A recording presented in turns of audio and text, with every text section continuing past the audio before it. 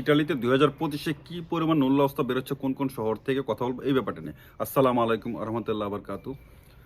তো গতকালকে একটা ব্লগ আপনার বেশ কিছু কথা বলছিলাম উইথড্র পাসপোর্ট নিয়ে, তার এগেনস্টে বেশ কিছু কমেন্টস আসছে, কিছু কিছু কমেন্টসে অ্যান্সার করতে পারছে, কিন্তু সময় স্বল্পতার কারণে হয়তো সবগুলো হয়ে ওঠে না আপনার অ্যান্সার করা। তো যাই হোক, তো এর ভিতরে দেখলাম যে আপনার শাওন ভাই একটা মেসেজ করছে, আমার খুব ভালো সাবস্ক্রাইবার। তারপরে আলতাফ ভাই মাদারীপুর থেকে আমার সিনিয়র ভাই। তো উনি আলতাফ ভাইয়ের মানে কথা পারপাসটা আসলে উনি লাতিনা থেকে নাকি আবেদন করছে, এখনও নাকি উনার কোনো কোনো খবরাখবরই পায় নাই। সত্যি কথা বলতে গিটারের প্রতিটা শহর থেকে কম বেশি নূল্যস্তা বের হচ্ছে, কিন্তু আসলে পরিমাপটা আসলে করা সম্ভব না, কারণ এটা আপনার এমন একটা ব্যাপার যে গভর্নমেন্ট এই বছর কি পরিমাণ আবেদন পড়লো, কোন কোন শহরের কোথায়, এগুলো কিন্তু পাবলিশ করে না, টোটালি ক্লিয়ার করে না। কিন্তু এটাও কথা সত্যি, কিন্তু ইটালির প্রতিটা শহর থেকে নূল্যস্তা বের হচ্ছে, কিন্তু গত 2 সপ্তাহ আগে গতিটা খুবই কম ছিল, কিন্তু এই সপ্তাহে টুকটাক ভালোই বের হতেছে। আপনার রেশিওটা একবার খারাপ না। প্রতিটা শহর থেকে, বোলজানো থেকে, পাদোয়া থেকে, ভেনিস থেকে, ফিরেন্স থেকে, তারপরে সালের্নো থেকে, রোমা থেকে, আপনার মিলানো থেকে, পালেরমো থেকে, প্রতিটা শহর থেকে টুকটাক বের হচ্ছে আপনার। তারপরে আরেকটা শহর আপনার আরএসও থেকে, এইসব শহর থেকে প্রতিটা আপনার স্পন্সর, ডোমেস্টিক, তারপরে আপনার এগ্রিকালচার, প্রতিটা সেক্টরে আপনার ক্যাটাগরির আপনার কিছু না কিছু নূল্যস্তা বের হচ্ছে, এবং বেশ অনেক কিছু আপনার নূল্যস্তার আপনার কমিউনিকেশন আসছে। তো শাওনবের কথাটা আপনার ওনার নাকি আপনার নূল্যস্তার কমিউনিকেশন আসছে, যে মালিকের মাধ্যমে আলাপ চলতেছে। কমিউনিকেশনটা অবশ্যই একটা পজিটিভ সাইড। আপনার কমিউনিকেশন আসার মানে হলো যে আপনার আবেদনটা যাচাই বাচার আওতায় আসছে, এবং আপনার আবেদনটা নূল্যস্তা ইস্যু করার একটা সম্ভাবনা আছে। যখনই আপনার কোনো আপনার আবেদনের নূল্যস্তা ইস্যু করার সম্ভাবনা থাকে, তখনই তারা মালিকের কাছে আপনার প্যাক পাঠায় বা ফোন করে বা ডাকে। কমিউনিকেশন এইটাই বলে না, এই কমিউনিকেশনের মাধ্যমে কোনো কিছু বাকি থাকে, আলোচ্য বাকি থাকতে পারে, দুরুক সার্টিফিকেট থাকে, ট্যাক্সের কাগজ বাকি থাকে, মালিকের ডকুমেন্ট বাকি থাকে, যে কোনো কিছু আপনার সশরীরে প্রেফিত্তরে যাচাই বাছাই করার জন্য ডাকে যায় এই নূল্যস্থান আমরা ইস্যু করবো, তখন তারা কনফার্ম হওয়ার জন্য কমিউনিকেশনটা করে। এটা একটা পজিটিভ সাইড শাওন ভাই, যে আপনি আশা করতে পারেন যদি সব কিছু সাবমিট আপনার করে, রিকোয়ারমেন্ট যেগুলো চাইছে মালিক পক্ষের কাছে প্রেফিত্তরা থেকে যদি দিতে পারে, তাহলে অবশ্যই আপনি নূল্যস্থান ইস্যু করবে।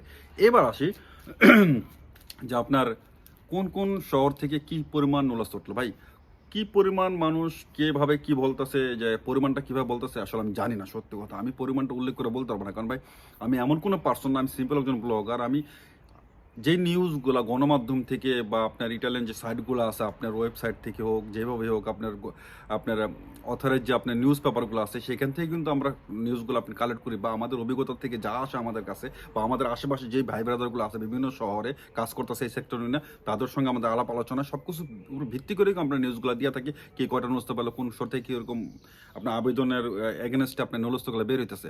সো আপনার ইটালিতে আপনার এই বছর আপনার কম বেশি 1,91,000 আপনার সামথিং আপনার ছিল, আপনার কোটা ছিল। তার এগেনস্টে আপনাদের প্রিফাইল ছিল 1,65,000। তো 33টা দেশের ভিতরে ভাগ যদি করে, তাহলে আমাদের ভাগের পরে বাংলাদেশের ভাগে 6,000। কিন্তু আপনি বিগত দিনগুলো হিসাব করে দেখেন তো, এর চেয়ে বেশি কিন্তু আপনার সবসময় আমাদের ভাগে বেশি পড়ছে। আপনি নলস্তা ইস্যু করছে আমাদের ভাই ব্রাদার, কিন্তু দেশ থেকে ভিসা নিয়ে এই ইটালিতে এইভাবেই আসছে, কিন্তু না। এবার বলতে পারবেন তাহলে কি এই নূল্যস্তাগুলো আমাদের ভাগের বাইরের নূল্যস্তাগুলো কি আপনার ভৌতিকভাবে ইস্যু করলো? ভাই, ভৌতিকভাবে ইস্যু করে না। 33টা দেশের জন্য সবসময় আমি এর আগেও ভিডিওগুলোতে বলছি, 33টা দেশের আপনার উপরে আপনার দেখলে তো ফুল সিট আপনার ঘোষণা করে, বাট 33টা দেশ কিন্তু অংশগ্রহণ করে না। হাতে কোনো দেখবেন বাংলাদেশ, পাকিস্তান, ইন্ডিয়া, শ্রীলঙ্কা, নেপাল, তারপরে আপনার ফিলিপাইন, মরক্কো, তিউনিসিয়া, আফ্রিকার কয়েকটা দেশ, এই জাতীয় দেশ মিলে হাতে হাতে কোনো 10-12টা হইব অংশগ্রহণ করে। তো আপনি 33টা দেশের যে বললো যে ওই 33 দেশ তো আপনার আসলো না, তখন কি করে এই যেই কয়টা দেশে অংশগ্রহণ করছে সেই কয়টা দেশের উপর আপনার ডিস্ট্রিবিউশন করা আপনার কোটাগুলো। এর ভিতরে এখন দেখা যাক যে আপনার এক্সাম্পল যদি দিই, যে আপনার 15টা দেশ আপনার অংশগ্রহণ করছে, কিন্তু আপনার আর 15টা দেশ অংশগ্রহণ করে না, সেই 15টা দেশের কোঠা আপনি সেই 15টার উপরে এসে পড়লো, বাড়তি হলো। এখন দেখা যাবে এই 15টার ভিতরে কোন দেশের আবেদন বেশি। একটা এক্সাম্পল দিয়ে, আপনি ফিলিপাইনে আবেদন আছে, আপনার কোঠা আছে 2,000, কথার কথা, ওদের আবেদন আছে 1900।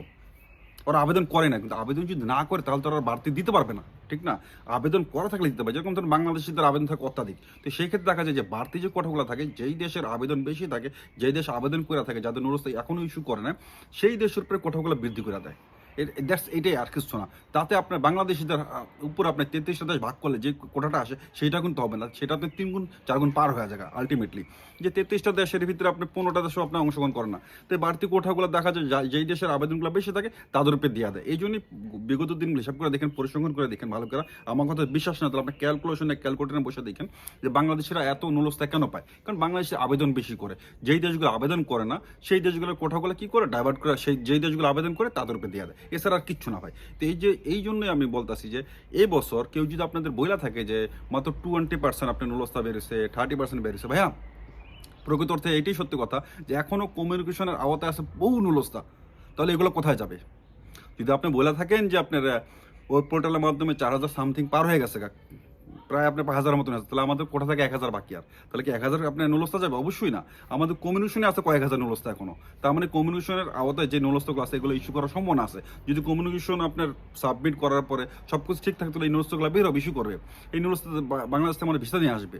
তাহলে এটা কি ভৌতিক হয়ে যাবে? বা হিসাবটা কিন্তু ভৌতিক না, হিসাবটা খুবই নর্মাল। আমাদের বুঝতে হবে যে আমাদের কোঠা যেটা আছে সেই কোঠাটা 2 গুণ 3 গুণ পার হয়ে যায়। কারণ কি আমরা আবেদন করে বেশি, যে দেশগুলো আবেদন করে না সেই এবং যে দেশগুলো অংশগ্রহণ করে তাদের যদি কোঠা পরিপূর্ণ হয়ে যায়, তাদের যদি আবেদন না থাকে, আলটিমেটলি যে দেশ আবেদন বেশি থাকে তাদের দিয়ে দেওয়া দেয়, এছাড়া কিচ্ছু না ভাইয়া।